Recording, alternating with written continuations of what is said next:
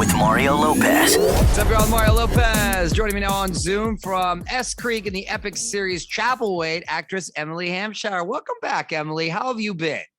Thank you. I've been good. I've never heard S Creek before. You know, people just say they can't say it, but that's good. It's funny because there's certain platforms. Somehow I can say it on my TV show Access Hollywood, but I can't say it on the radio. Isn't that makes sense? If somebody just tunes in and like just for that part, maybe. People are too sensitive. People might be a little too sensitive. But as long as we're talking about it, huh? Right. Speaking of talking, congrats on your new podcast, The Beautiful Liar.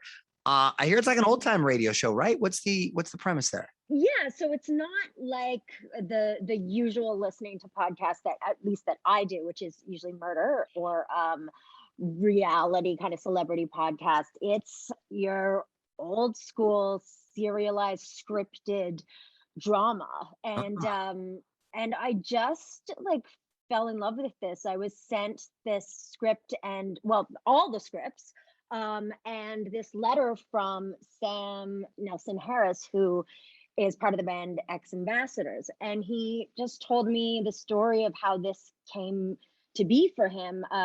His brother Casey, who's also in the band, has been blind from birth, and they used to listen to books on tape and radio dramas when they were a kid, and so we wanted to do something in their album that kind of brought that into it. And so they started putting like some little books on tape stuff in their album, and then they created this character of this girl, Clementine, who is this young teenager who is blind from birth, and she loses her father and then discovers these powers that she didn't know she had, and they kind of manifest themselves in this character in her head called Shadow.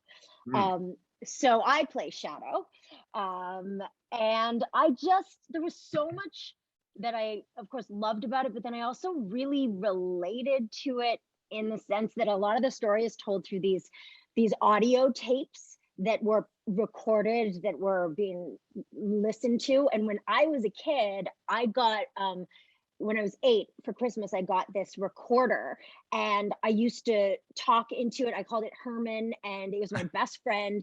And I talked into it all the time because I said I would never leave it alone.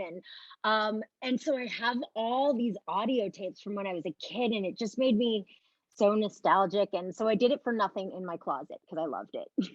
So cool. It's such a throwback form of entertainment. And I love the backstory with his brother being blind, and they would listen to, that's such a beautiful story. What's the difference between performing for like a radio show as opposed to, I mean, other than hair and makeup? Oh, I mean, that's the best part, is that there's none of that. But it's actually a bit different because I've done a lot of cartoon work stuff, which I love to do. But this was a bit different in the sense that I got to do it with the other actors. Like Rory-Ann Dahl plays Clementine, and a lot of the time when you record animation, at least my experience of it is that you do it alone, and then they add in the other people. So it was really, I guess, again, kind of like that old school radio drama. I actually did those in Canada when I started out, actual in the CBC, our Canadian Broadcasting Company. Sure. They used to have this stage that I do radio dramas, and like a guy with doing footsteps behind you and like closing a door. Right. So we didn't have that much of the actual live sound, but it was it just felt special. This whole project felt special, and the album that X Ambassadors have released kind of tells this story as well. It's like a companion piece to it. So you can kind of, if you go on YouTube and watch the video for My Own Monster, that is kind of the origin story of Shadow, the character that I play in this. Got it.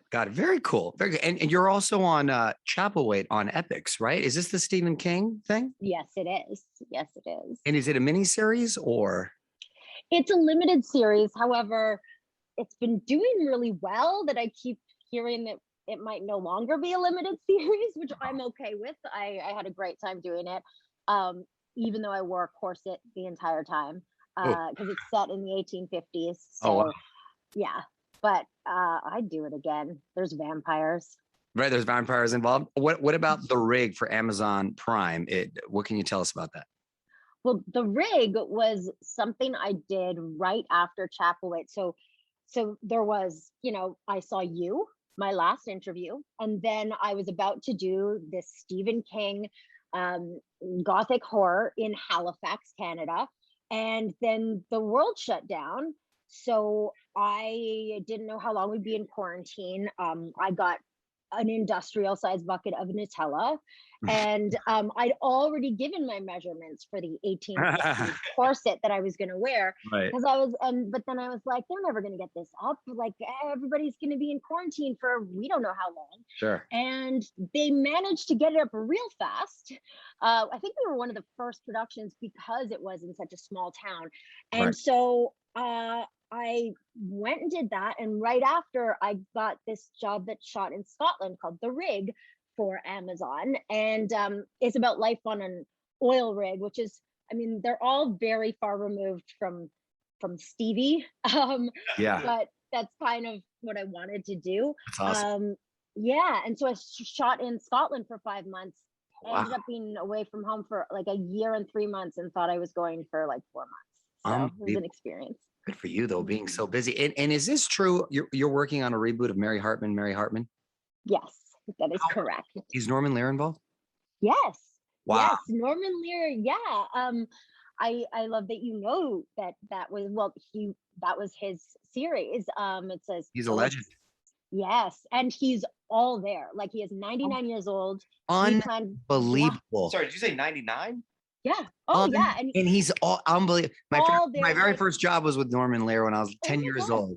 Yeah. Really? And by the way, when I was 10 years old, he was old then. Yeah, he was only 8. He was old. No, he really was. He was old then. So I get blown away when I hear that. Is awesome to hear. I would love to run into him. I haven't, but to hear that he's still, that is great. What can you tell us about that? Funny.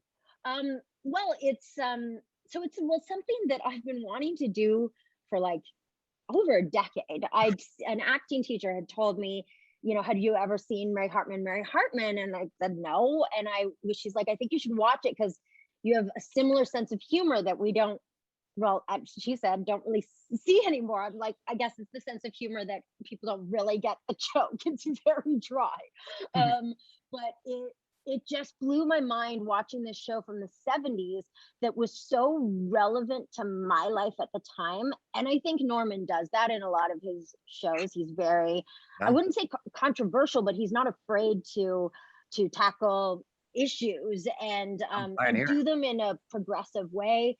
But it's a satire of a soap opera, the original. So it's a really kind of genre unto itself. And I've just basically updated it to bring it in today's kind of social media world. That's awesome. Yeah. Oh, good luck. That's awesome. That's very cool. And is it true that Demi Lovato slid into your DMs? It is true. That is a fact. They did it really smoothly. Actually, I really appreciated that when they slid in there, they were like, I really like you on Schitt's Creek. I'm a fan of, let's kick it sometime. And then under that, let's kick it. just to be clear, I'm asking you out on a date. And I was like, oh yeah, I told them I'm way older than them. So I had to look up kick it, and I couldn't even find what that meant. But no, I really appreciated them saying, being really straight up like that. And it's not that I didn't want to, I just felt too old. Oh, and then they said, but what about Sarah Paulson and Holland Taylor? And quickly started to dig themselves out of a hole, being like, I don't mean you're the Holland Taylor in this situation. I'm like, yeah, you do. Yeah, I am. And I take that as a compliment. She's awesome. That's so funny. I forget that you can't, because I've often, I'll realize I'm a fan who's, hey man, I just thought you were great. This and that, just like a compliment. But I forget you could totally hook up. Yeah. It's like a dating app. I forget. But I've been married too long, Emily. I forget these things. I've been married way too long. I could never do it. I could never have the guts to do it. So I was very impressed. Not even to like just say, hey, I'm a big fan. I'd be nervous to do that. Just make sure you say, let's kick it. Let's kick it. Exactly. Now I can do it. Demi has like really opened up the door for me to slide in anyone's DMs now. That's awesome. Well, congratulations. Oh my God, on everything you've got going on. Where are you at right now? Are you at home or?